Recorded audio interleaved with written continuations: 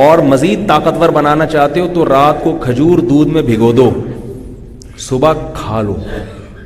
پھر بھی اگر طاقت نہ آئے نا تو پھر آپ کے اندر پولیس بھی طاقت نہیں لا سکتی, یہ بتا دوں آپ. کھجور کو گرم دودھ میں رات کو بھگو کے صبح ناشتے میں بچوں کو کھلا دیا کرو. خدا کی قسم اگر پھر بھی طاقت نہیں آ رہی تو یہ یا تو پلاسٹک کا کھجور ہے یا یہ دودھ نہیں ہے, نہیں آ رہی. کھجور ایسی پاورفل چیز ہے, آئرن بھی, دنیا کا کوئی وائٹامن ایسا نہیں ہے جو کھجور میں نہ ہو, اور دودھ بھی مل گیا اس کے ساتھ. دودھ کا خرچہ اگر نہیں ہے آپ کے پاس, غریب ہو, تو کھجور کو پانی میں بھگو دو, وہ شربت پلا دو صبح بچوں کو. اتنی طاقتور چیز ہے. مگر والدین روزے میں افطاری میں کھجوریں زیادہ کھایا کریں. کھجور سے طاقت ملتی ہے, انرجی ملتی ہے. کھجور سے توند نہیں نکلتی, پاور ملتی ہے, جسم کو طاقت ملتی ہے, سارا دن جو کمی ہوئی تھی وہ بھی پوری ہوتی ہے, توند نہیں نکلتی, اس میں فائبر ہوتا ہے. اور نبی نے اس کو پاکیزہ رزق کہا ہے. کھجور میں جتنے منرلز ہیں, کہا جاتا ہے کہ کسی اور پھل میں اتنے نہیں ہیں. تو ہمارے نبی نے کھایا, آپ ساری زندگی کھجور کھائی ہے ہمارے نبی نے. جب کچھ بھی نہیں ہوتا تھا تو کھجور ہوتا تھا.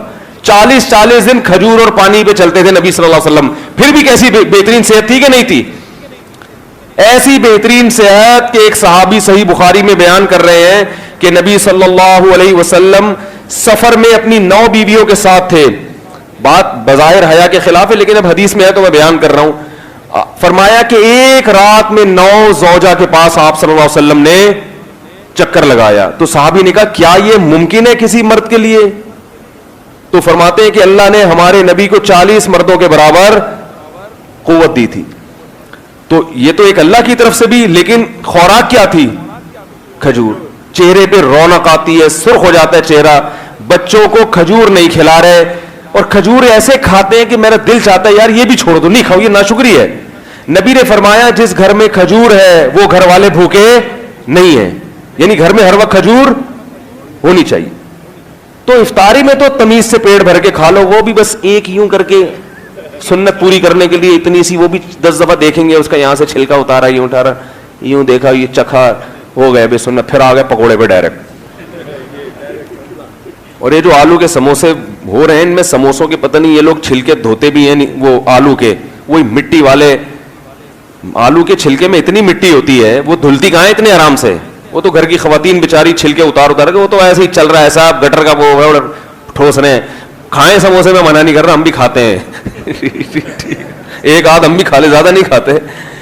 تو لیکن کھجور کو زیادہ فوکس کرو میرے بھائی, اس کی عادت ڈالیں. اب لوگ کہتے ہیں ہضم نہیں ہوتی, وہ اس لیے نہیں ہوتی کہ عادت نہیں ہے. جب عادت ڈالیں گے, 1 کے بعد 2, 2 کے بعد 3, 3 کے بعد 4, تو میں نے عربوں کو دیکھا ہے پوری پلیٹ بھری ہوئی ہوتی ہے کھجوروں کی, اور کھانا ان کا یہی ہوتا ہے, پورا پلیٹ بھر کے کھا جاتے ہیں, کچھ بھی نہیں ہوتا. اور عربوں کی آپ رونق دیکھیں, وہ تو سست ہونے کی وجہ سے فیٹ آ رہا ہے ان میں, ورنہ عرب کی تو خوبصورتی, عرب کی صحت اور دماغ, یہ تو مثالی ہوا کرتا تھا کسی زمانے میں. تو نہیں آ رہی بات. تو رمضان میں جو ہے نا, گناہوں پہ بھی کنٹرول کریں, اور کس پہ؟ منہ پہ بھی کنٹرول کرے انسان. تو کنٹرولنگ پاور کے لیے تبھی تو قرآن کہہ رہا ہے لعلکم تتقون, تاکہ تم میں بچنے کی اور پرہیز کی صلاحیت پیدا ہو جائے. تقویٰ کہتے ہیں بچنے کو. تو رمضان اللہ نے دیا کیوں؟ تاکہ ہمارے اندر پرہیز, ایوائڈ کرنا مشکل ہے نا, یہ چھوڑ دو, یہ چھوڑ دو, یہ چھوڑو, آدمی کی کیا کیا چھوڑوں ہے. تو ایوائڈ کرنے کی تمہارے اندر صلاحیت پیدا ہو جائے. اللہ تعالیٰ سمجھنے کی, عمل کی توفیق عطا فرمائے. وما علینا الا البلاغ.